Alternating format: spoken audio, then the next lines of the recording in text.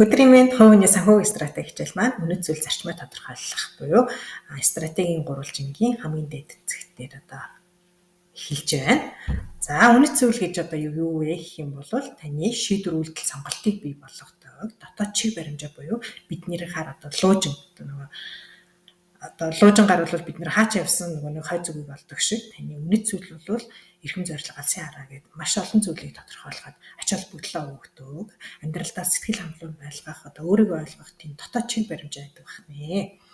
За энийг бол тэгээд хэрхэн тодорхойлох вэ гэх юм бол таны өнгөрсөн хугацаанаас аль хэдийн бүрэлдэн бий болсон байгаа тэр үнэт зүйлсийг та бодож чад бичих нэ. Эсвэл яг таныг илэрхийлж байгаа. Та шудраг, эсвэл ажилч хичээнгүй, эсвэл хөрөнгөтэй юу ч гэдэм те таныг яг тодорхойлж байгаа тэр зан чанар байж болно, хөрөнгө мөнгө байж болно, ажил мэргэжил, карьер юу ч байж болно. Тэд нар бол таны үнэт зүйл байна. Эсвэл ирээдүйд бий болохыг хүсч буй тэдгээр зүйлс байж болно. Гэр бүл, хүүхэд, хүмүүжилч гэдэг юм мэдгүй та өөрийнхөө юу гэж тодорхойлж ийн тэр бол таны үнэт зүйл байна. За үүнээс гадна үнэт зүйлээ тодорхойлоход хэд хэдэн асуултуудыг би бэлдсэн байгаа. Эдгээрт та яг цаг гаргаад цаас үзгээ бэлдээд ингээд өөртөө ингээд үнэхээр хариулаад бичих тусмаа үнэт зүйлээ илүү тодорхой болгож гаргаж ирч чадна.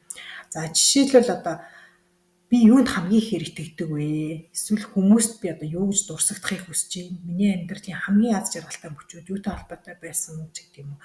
Эдгээр асуултуудад та яг цаг гаргаад ингээд хариулаад үзээрэй. За үүний дараа эсвэл зөрчилддөг зүйлээсээ бас үнэт зүйлээ бас олох боломжтой. Та хамгийн их уурлаж бухимдж исэн үе чинь таны үнэт зүйлтэй чинь зөрчилдөж исэн учраас тийм их эмоцийг бол гаргаж ирсэн. Тэгэхээр та маш их бухимдж исэн эсвэл игдүүцэж ингэж хөдөлгөж авч исэн тэр үеүдээ ингээд санах нь. Эсвэл хамгийн гаргасан харамсдаг шийдвэр чи юу гэдэг вэ? Тэр бас таны магадгүй үнэт зүйлтэй чинь зөрчилдөж исэн, харамсаж исэн, харамсалт төрүүлэхээр тийм шийдвэр байсан байж магадгүй. Тэгэхээр эдгээр зүйлүүдээ ингээд санаад үнэт зүйлээ тодорхойлохыг оролдоорой. За үнэт зүйлсийн жишээ бол би ингээд гаргасан байгаа. Магадгүй түрүүний асуултуудад хариулах эсвэл зөрчилдөг зүйлээсээ өнгөрсөн бас энэ бол яг миний үнэт зүйл юм а гэсэн тийм нэлийн хэдэн жагсаалт гаргасан бахаа гэж найдаж байна. За эдгээр жагсаалтаасаа би жишээ болгоод ингээд тавьсан байгаа. Та хэдшийгч гаргаж болно. За тэгээд дасгал ажиллажлаа. За үнэт зүйлийг магадгүй та түрүүнийхээс гаргаад хамгийн чухал гэж бодогдож байгаа 10 үнэт зүйлийг тэмдэглэнэ үү. За ингээд тэмдэглэснийхаа дараа дахиад уншиж гаад яг энэ бол миний амьдралд байх ёстой үнэт зүйл гэдэг 5-ыг гаргаж байгаа. Тэгээд 5 үлдсэн 5 яг магадгүй 5 4 3 2 хидчээж болно л доо.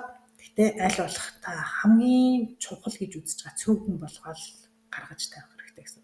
Эдгээр дээрээ та яагаад танд утга учиртай чухал болохыг нь тайлбарлаад өөртөө тайлбар бичнэ гэсэн. Хэрвээ тайлбар гаргаж ирж чадахгүй байгаа бол та үнэт зүйлээ дахин тодорхойлно гэсэн. За ингээд үнэт зүйлээ тодорхойлохны дараа зарчим. За үнэт зүйл гэдэг бол ямар нэгэн зүйл байх нь тийм үү? Зан чанар, хөрөнгө, хүн ч гэдэг юм ямар нэгэн зүйл байдаг. Зарчим гэдэг бол тухайн үнэт зүйлийг үнэтэй байлгахад нөлөөлдөг үйлдэл байдаг.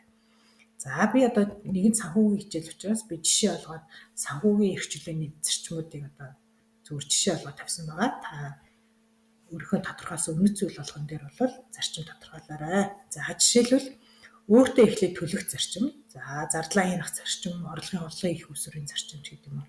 Ер нь бол та яг ямар их үйлдэл хийж чадах уу тэнийг тууштай хийж чадах тийм үйлдэл гэдгийг энэ бол зарчим юм аа. За гэрийн даалгаварт бол өөрийн үнэт зүйл зарчмаа тодорхойлно. За ингээд амжилт хүсье. Баярлалаа.